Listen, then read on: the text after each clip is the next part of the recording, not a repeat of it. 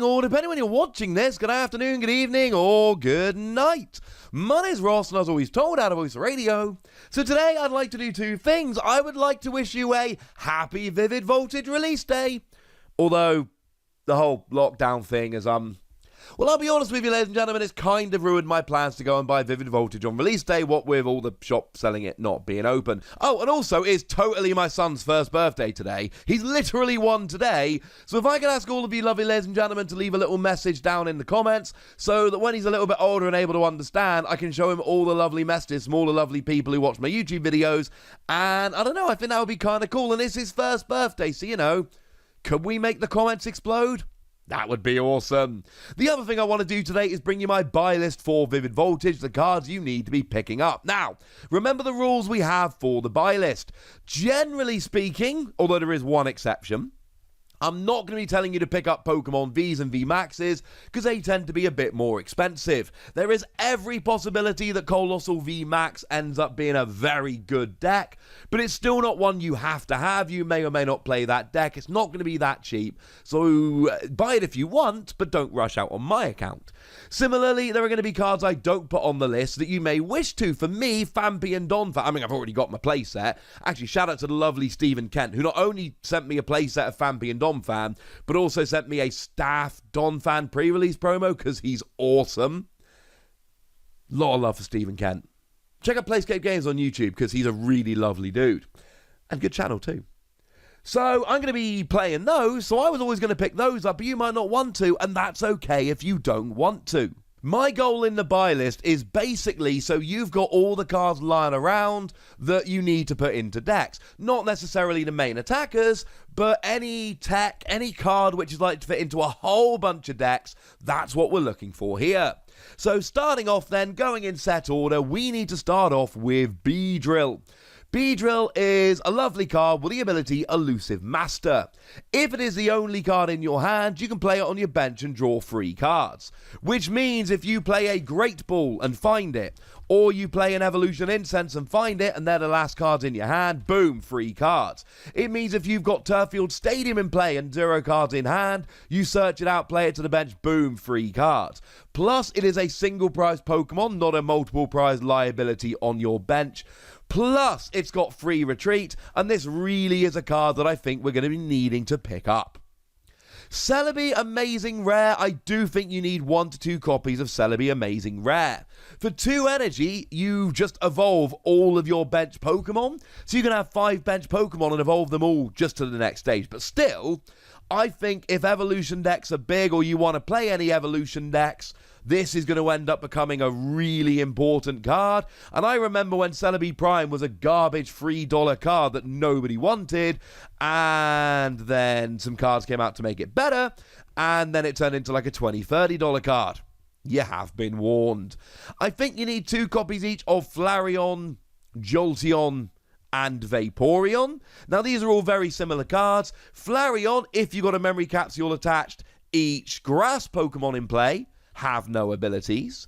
The Jolteon, if you've got a memory capsule attached, each fire Pokemon in play have no abilities. And the Jolteon, if you've got a memory capsule attached, each water Pokemon in play have no abilities, i.e. the type you are hitting for weakness. Although, to be fair, Flareon also hits metal for weakness and would be so much better if it turned off metal weaknesses. But we don't think about that. We generally think about the grass. So, hey-ho. I think those are the kind of cards that you could end up teching in, so you need 2 of each of them. Talonflame V is the lone exception in terms of Pokemon V. It's got free retreat. It's got an attack you can use turn 1 going first to discard your hand and draw 6 cards. And it's got an attack for free energy that does 160. Or welder plus your attachment for the turn. If you go first, it gives you a great consistency option. If you go second in a fire deck, you can hit 160 turn 1 pretty easily. And bearing in mind, you look at the fire decks being played right now, Center Scorch doesn't have a good turn 1 going second attack. Reshiram and Charizard doesn't have a good turn 1 going second attack. Heatran GX can do 130, but there's a big difference between 130 and 160. Make no mistake about it, as a turn 1 Pokemon, especially bearing in mind the free retreat, Talonflame is pretty gosh darn hard to beat. Talonflame is amazing, and I do think you need Talonflame.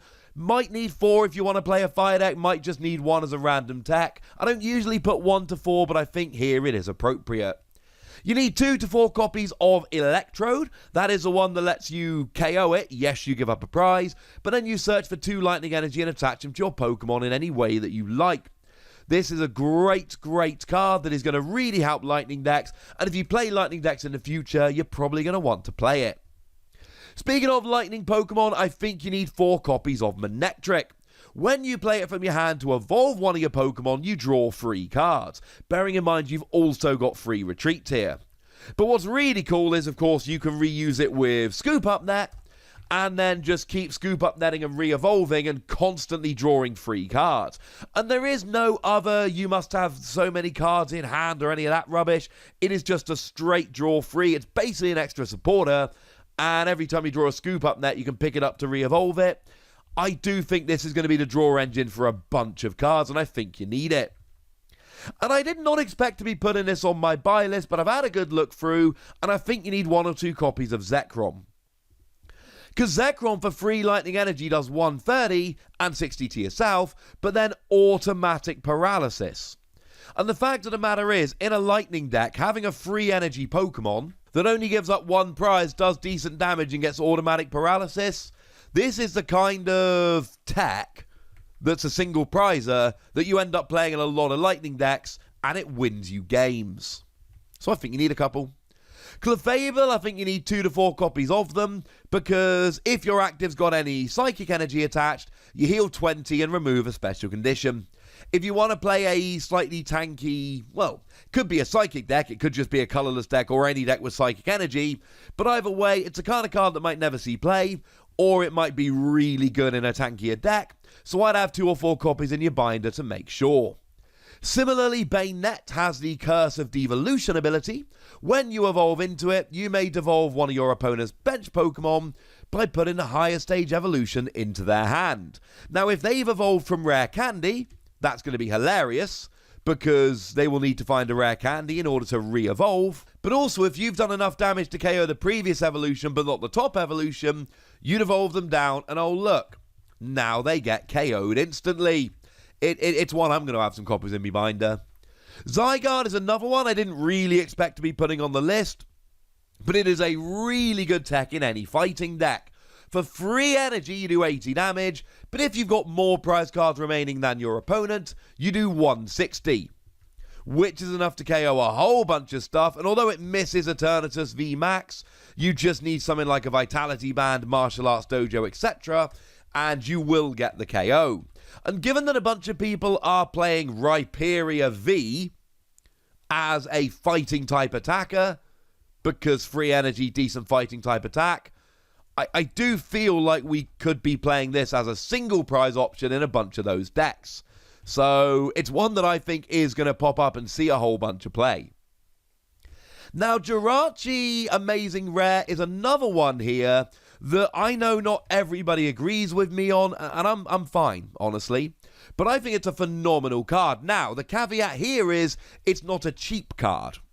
And it might go down if it ends up not being great. It might go up. Well, it will go up if it turns out being amazing. So I'm not sure is the answer.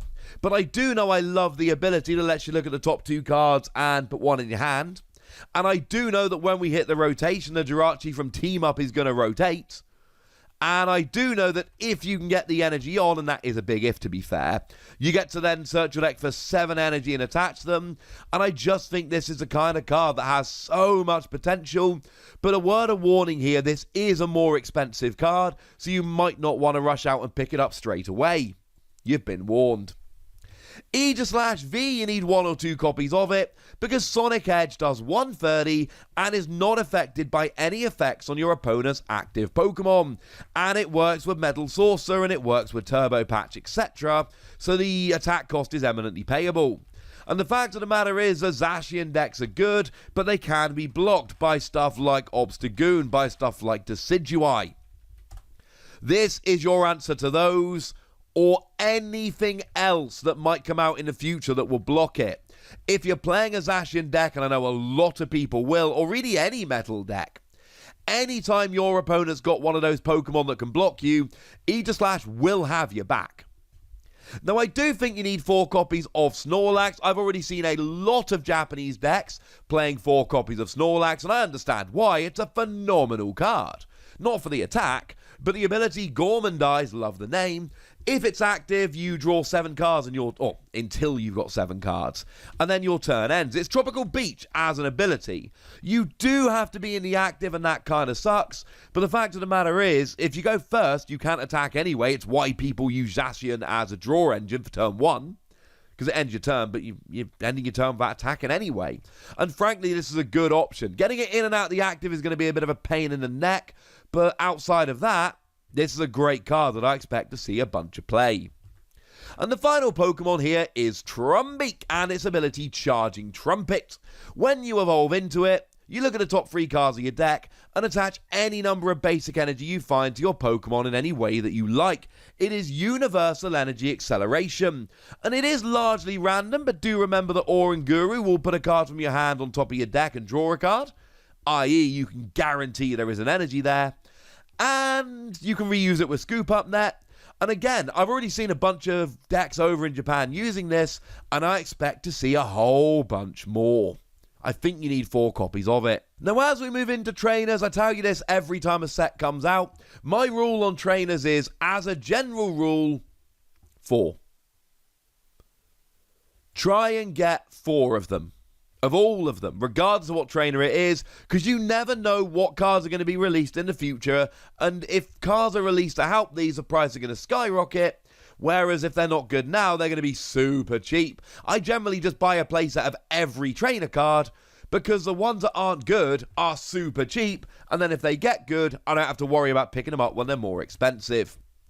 ALLISTER lets you draw 3 cards, and then discard 3 cards from your hand, but that's really good, or is going to be good, for decks that are playing from the discard pile.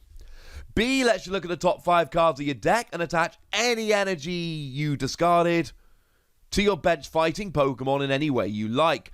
Great for accelerating energy in fighting decks.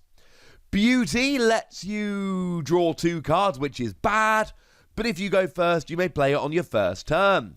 And all we need is some kind of Pokemon with a good attacking attack that lets you use it turn 1 going first, and all of a sudden we're making a super speed deck, and this is the only supporter you're allowed to play, so although it's not good now, it might be in the future.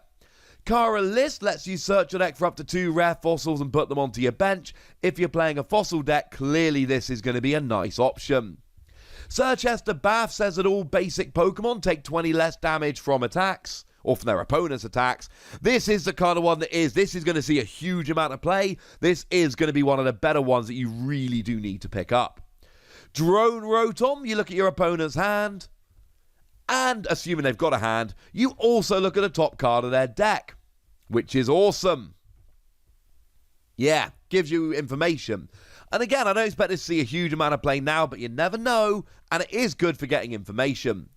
Hero's Medal reduces your VMAX's HP by 100, but turns them into 2 prize Pokemon. I can see some VMAX decks taking advantage of this in the future. League Staff lets you draw 2 cards, but if Wyndon Stadium is in play, you draw 2 more cards. Well, if you're not playing Wyndon Stadium, you're never going to play this card. But if you are playing Wyndon Stadium, this is a straight draw 4, and straight draw 4 is good. Leon says that all of your attacks do an extra 30 damage. Now, if you're ever playing a Charizard deck, you will definitely need 4 copies of this, because Charizard does 50 damage for each Leon in your discard pile. But even if you're not playing a Charizard deck, this is extra damage, and extra damage is good.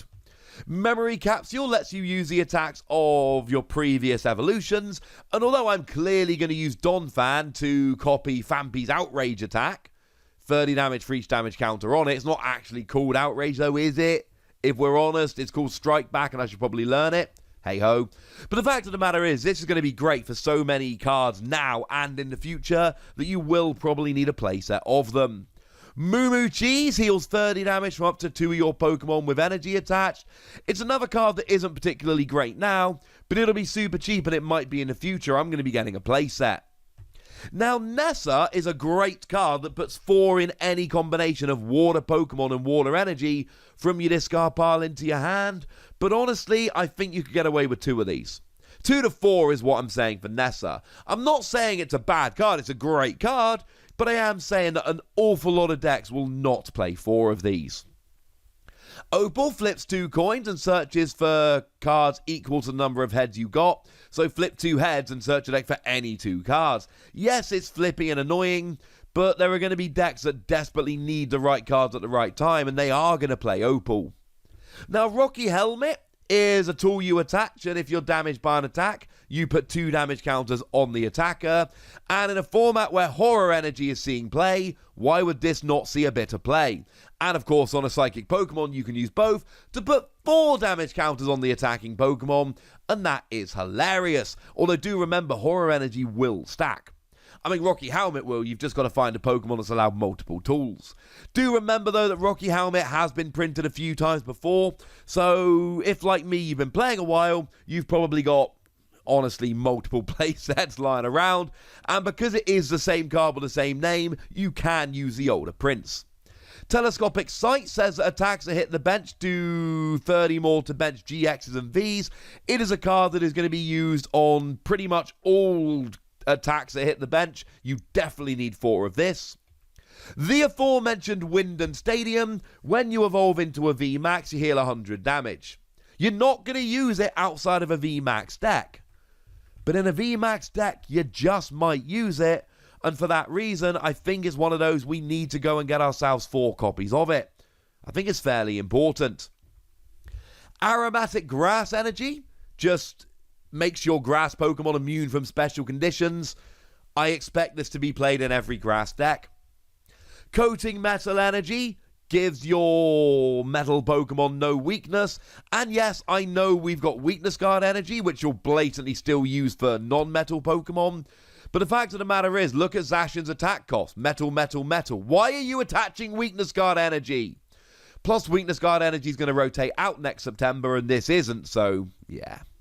Stone Fighting Energy says that your fighting Pokemon take 20 less damage from attacks. I expect it to be a 2 to 4 of in every fighting deck moving forward. And Wash Water Energy prevents all effective attacks other than damage, although damage isn't an effect, to be fair. So, removing energy, special conditions, automatic KOs, putting it back in your hand, things of that nature, none of them will work if you've got a Wash Water Energy attached. So again, I expect this to be played in a lot of decks. There are still things that are awkward, like Frostmoth will not be able to attach this, so maybe it's a 2 of rather than a 4 of, but I still expect all these special energy to see quite a bit of play. And there we go, ladies and gentlemen. Those are the cards I think you need to pick up from Vivid Voltage. That is your buy list, fairly exhaustive, as always. If there's cards on here you don't want to pick up, don't. If there's extras you do want to pick up, do. My goal here is not to force you to go and buy all of these cards. My goal here is to give you a list of cards that I think you should pick up and have in your binder and all of that, so that you are ready to go. Good work. Go team. But as always, I do just want to hear what you think about this. I want to hear what cards you think should be on the list, shouldn't be on the list, etc. Hey, maybe even give you a full buy list in the comments if you got some time. That would be fun. Go nuts, but be nice. And then make sure you like this video, subscribe to this channel, follow me on Twitter at TheWassy, and Twitch for some live action at twitch.tv/PTCGRadio. If you want to support the channel, get some bonus podcasts and all that good stuff, head on over to patreon.com/PTCGRadio, where you can do exactly that. But by far the most important thing, as always, look after yourselves till next time, would ya? Thank you very much for watching. My name's Ross, and you've been watching PTCG Radio.